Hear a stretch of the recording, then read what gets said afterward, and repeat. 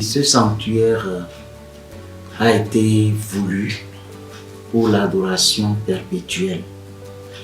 Et c'est le Seigneur qui a inspiré à Monseigneur Nestor Asoba de vénérer mémoire, alors archevêque de Parakou, de lui construire cette maison de prière. Et le projet ayant été conçu a trouvé sa phase de réalisation en 1999. Le sanctuaire ayant été bâti a été consacré au Seigneur le 8 décembre 1999 par Monseigneur Nestor Asoba lui-même, qui était entouré pour la circonstance de Monseigneur Marcel Léon Honorat Agouton et de Monseigneur Paul Kwasi Viviera, tous deux de lumineuse mémoire. Et ce sanctuaire a été confié au départ aux sœurs contemplatives de Jésus Eucharistie qui y ont passé 20 ans pour assurer l'adoration pendant les 24 heures de la journée. Et beaucoup de fidèles ont afflué pendant ce temps. Et ce sanctuaire continue d'y affluer. Et cette construction, vous allez voir que ça a trois formes, trois grandes formes, trois compartiments. C'est que c'est voué avant tout à la très sainte Trinité, parce que la marche vers le jubilé, le grand jubilé de l'an 2000, a été ponctuée par l'année du Père, l'année de l'Esprit Saint, l'année du Fils. Et il a voulu, Monseigneur Asoba a voulu dédier ce sanctuaire à la très sainte Trinité en lui donnant le nom de Christ Rédempteur de l'homme, pour signifier que le Christ, notre lumière, a triomphé de toutes les forces du mal. C'est d'ailleurs ce que représente le globe sur lequel est posé le très saint sacrement. Et pour consacrer cette église, Monseigneur a choisi de poser l'autel sur lequel le Saint-Pape Jean-Paul II a dit la messe lors de sa visite à Parakou le 4 février 1993. Donc c'est cet autel sur lequel il a dit la messe au stade municipal de Parakou qui est l'autel de ce sanctuaire eucharistique, l'autel principal de ce sanctuaire eucharistique. Donc c'est la relation forte que ce sanctuaire a avec le Saint-Pape Jean-Paul II. C'est pour dire que c'est sa relique que nous conservons dans ce sanctuaire eucharistique. Actuellement, nous sommes en phase du jubilé des 25 ans, dont l'ouverture se fera le mardi 9 janvier. Et l'archevêque viendra avec d'autres évêques, les prêtres, les fidèles seront réunis pour que nous puissions lancer ce jubilé des 25 ans. Ouvre mes yeux pour que je reconnaisse ce que tu attends de moi.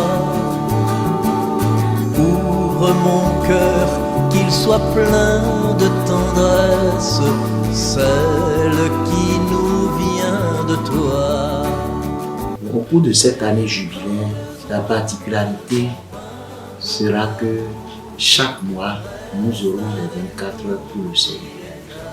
C'est le pape François qui a initié cela et c'est souvent dans la troisième semaine du temps de carême que ce grand moment de rencontre avec le Seigneur a lieu. Alors comme c'est un sanctuaire eucharistique, nous avons pensé passer 24 heures pour le Seigneur chaque mois de l'année, jusqu'en décembre prochain, où nous célébrerons le 8 décembre, le 25e anniversaire. Donc, c'est le sommet même du jubilé. Reconnaisse ce que tu attends de moi.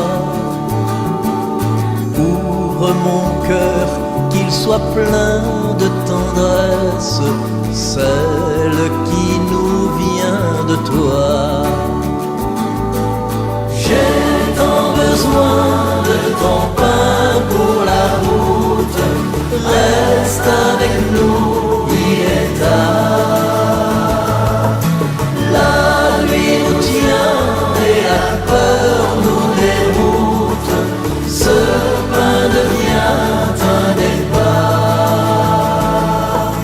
Je veux partir annoncer à mes frères qui ne te connaissent pas.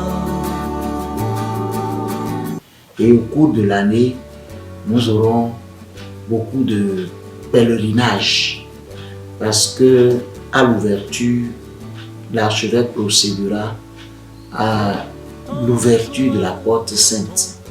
Cette porte sainte qui symbolise le Christ, qui dit lui-même qu'il est la porte. Quiconque passe par lui à la vie éternelle, accède à la vie éternelle.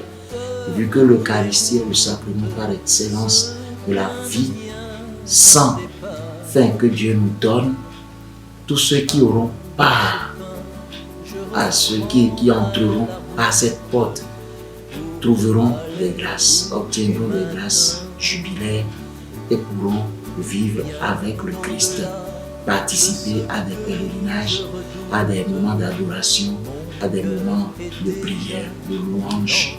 Donc nous pensons, nous avons organisé la chose de telle sorte que par corporation, par entité, par groupe constitué, les fidèles passent pour célébrer au cours de l'année leur jubilé. Les militaires, les agents de sécurité, les enseignants, les élèves, les familles, ainsi de suite. Chacun aura sa part dans ce moment de grâce que le Seigneur nous donne. C'est une année de grâce. Nous sommes en train de faire en sorte que les fidèles puissent vraiment bénéficier de ces indulgences. Et d'office, l'évêque accordera des indulgences à tous ceux qui, parce qu'au cours d'un jubilé, chaque évêque a la faculté d'accorder des indulgences aux fidèles. Donc certainement d'autres lieux aussi seront identifiés pour que les fidèles puissent obtenir ces grâces. Mais le sanctuaire est vraiment le point focal, étant donné que le sanctuaire eucharistique célèbre son jubilé d'argent. Je veux partir annoncer à mes frères qui ne te connaissent pas, parler de toi jusqu'au bout de la terre et faire naître ta joie. J'ai tant besoin de ton pain pour la route, reste avec nous, il est tard. La nuit nous tient et la peur nous déroute, ce pain devient un départ. Vous savez, c'est le nerf de la guerre qui fait la beauté de la fête. D'abord, nous invitons les fidèles à nous soutenir spirituellement. Et c'est d'ailleurs pour ça que nous avons choisi comme parrain de ce jubilé Saint Joseph, l'économe du bon Dieu.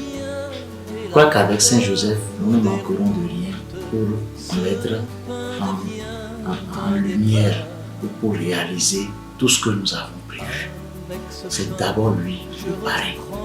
Bien sûr, il y aura un collectif de parrains qui vont cheminer avec nous au cours de l'année, avec Saint Joseph. Mais nous demandons à tous les fidèles, d'où qu'ils soient, d'où qu'ils proviennent, nous leur demandons de venir nous soutenir matériellement aussi, parce qu'il y a de grandes réalisations pour ce jubilé. Nous avons par exemple une réalisation d'un portrait du Saint-Pape Jean-Paul II qui sera visible. Nous avons la grotte mariale à réaliser. C'était en chantier depuis, c'était prévu depuis longtemps. Nous avons aussi l'église à restaurer, à réhabiliter pour qu'elle soit vraiment digne de celui qui trône ici, dans ce sanctuaire eucharistique. Donc tous les fidèles sauront un peu tout ce qu'il y a à faire. D'ici quelques jours, nous allons afficher clairement tout ce qu'il y a à faire et chacun pourra prendre sa part dans cette réalisation pour la beauté de ce jubilé et pour à la gloire de Jésus-Christ de Nazareth.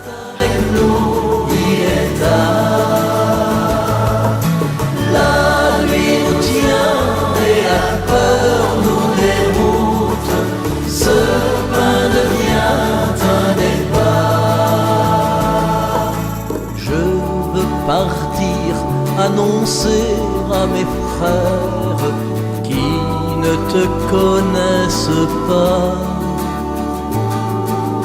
parler de toi jusqu'au bout de la terre et faire naître ta joie.